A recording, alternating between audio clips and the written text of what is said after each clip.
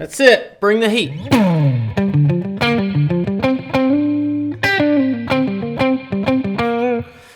Don't forget, you can always just rock over. Can always rock over. My friends, Michael Palmisano here. Hope you're having an excellent day. Just got back from seeing Fish the Sphere in Las Vegas. Just go. It's not meant for bands who don't normally invest in production, okay? But for bands that really do, like, come on, Roger Waters, do one, okay? David Gilmour, calling David Gilmour, do it, like, awesome. But back to Guitargate. So Jakob Autry hits me with little Sublime, Santeria live at Coachella with Jakob. How do Bradley Nowell, Jakob Nowell? I believe this is his son. This is very cool. This is ice cold. Let's do it. Let's take it in. Let's learn something. I'm a huge Sublime fan. Like, this is the soundtrack when I lived at the beach in Ocean City, Maryland as a teenager. Yes, I lived alone for the summers as a teenager. Horrific parenting. What are you going to do? Bam. Let's hit the button.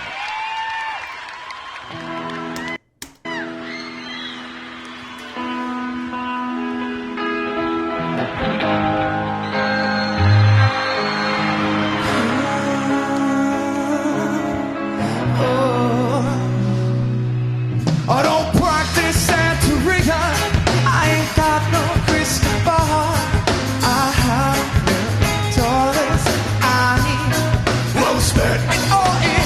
I could find out how. Yes. And that Sancho that she's found. Well, the pop cup in Sancho and I smack her down. Yes, love that drop.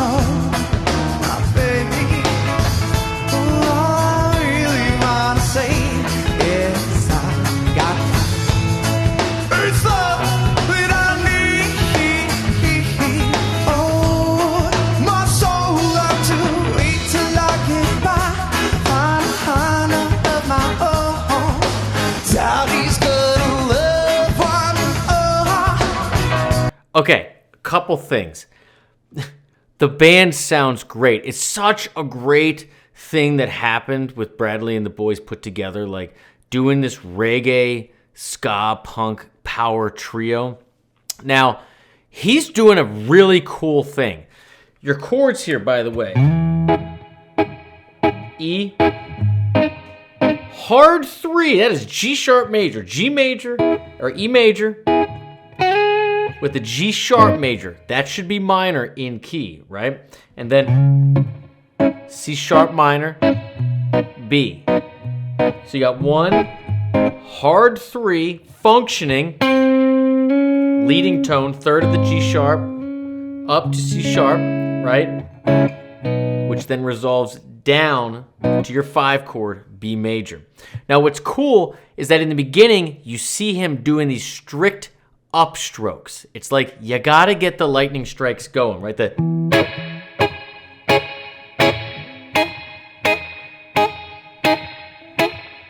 Right?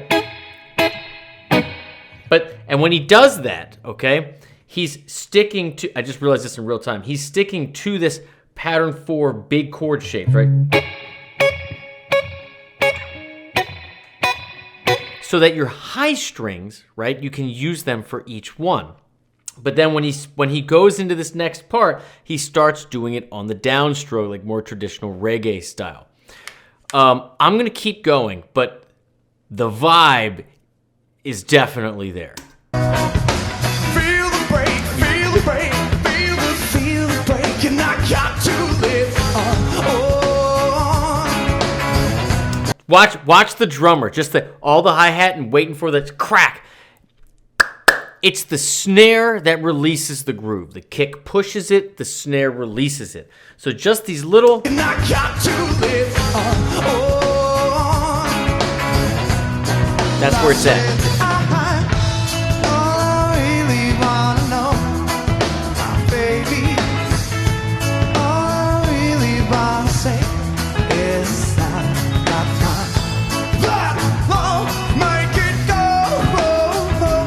I think there's another guitar playing, okay? And the reason I say that is because I hear these high parts. When it goes into this little, when it goes to, you know,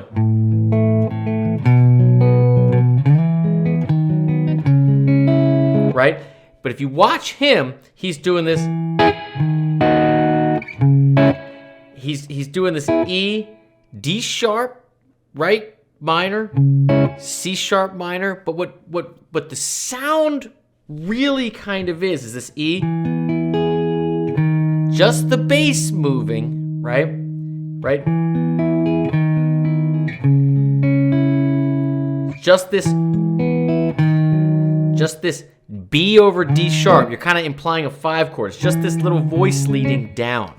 And if you listen, it sounds like there's something else there. So I you know, who knows if I'm right or wrong, but that seems like there's something else. And you hear it, like, watch. You hear him do there's definitely something else. Just watch. If you watch, he's just strumming the chord, but you hear that, right? You hear the upper arpeggiation of the chord. Like right there, you heard that. You saw him do the strike, and then you hear that, right? The arpeggio. Right here. He just goes, but you get that.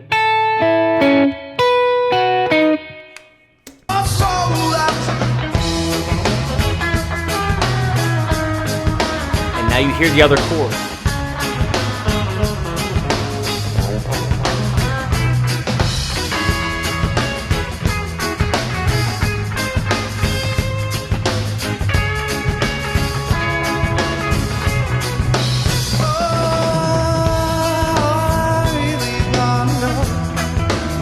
All right, so definitely another guitar player. You could hear the rhythm part. I love that he goes for the lead. You can tell that he's Bradley's son. He's singing it. He sounds like him. The vibe is there. But you can tell that the lead is not his strong suit. But I love that he goes for it, and there's a couple little cool things. Now, I haven't played this lead in a long time, but there's a couple great little voice leading, chord tone soloing parts that happen in this solo, which I want to try to point out. Let's go through it.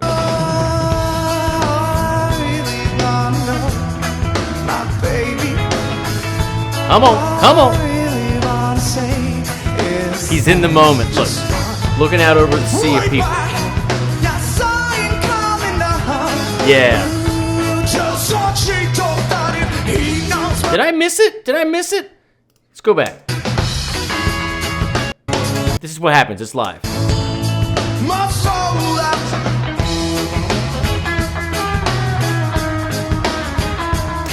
So I'm going a little off memory here, but E major.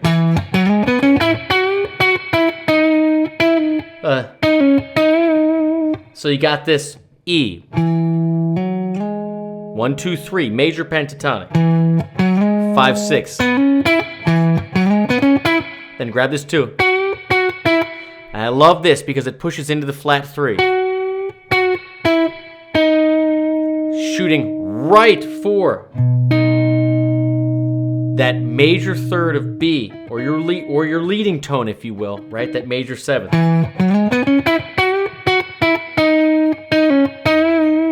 So cool.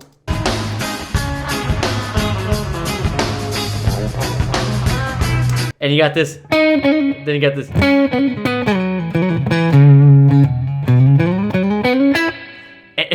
I'm fudging it, but it's something like, again, E major. You're thinking, which is the same as C sharp minor, relative major, relative minor. There's your minor. 1, flat 3, 4, 5, flat 7, root. Right, is the same as 6, 5, 3, 2, 1, 6 for E major. Hope I didn't lose anybody there, but you got this. And so he creates it, you know.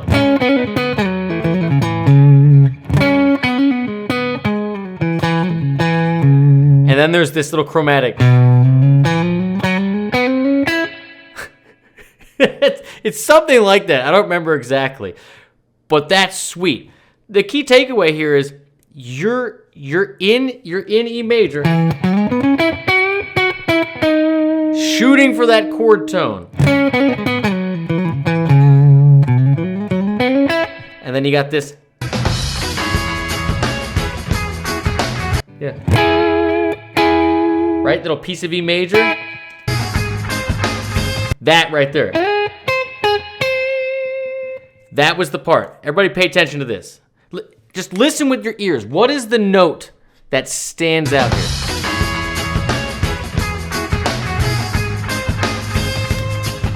You hear it, you're like, you know. So that leading tone, adding that third in, that's the note that makes it. Just a little chord tone soloing. Not the whole song, not crazy jazz land, but just, I'm just getting that piece of that chord. Just that third, just that to voice lead it back is what draws the ear across. Let's keep going. Let's get out of Nerdville.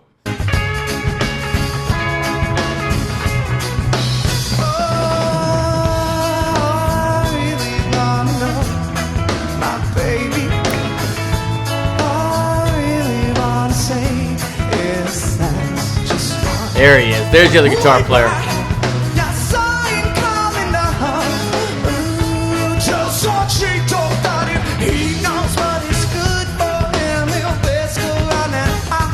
Yes.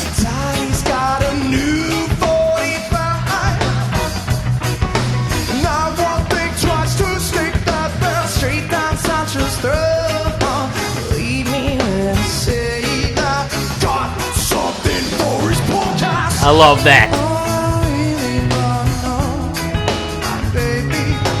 That's everything. That snare.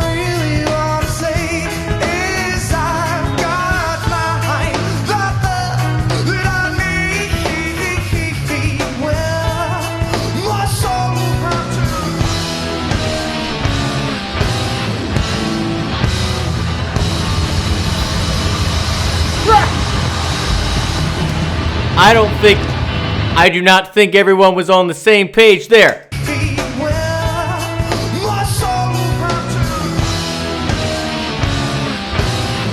Yeah, okay, so right there you got the...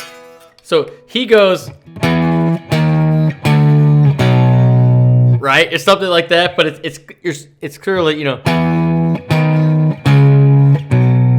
Right? Right? I love that. I love that.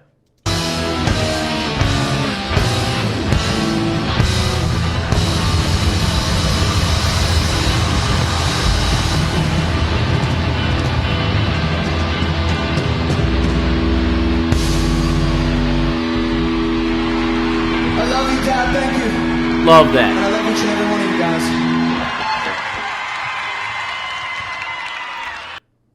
That's awesome. That's awesome. Okay, here are my key takeaways. And who sent me this? Jakob. Jacob, thanks for being a member at Guitargate.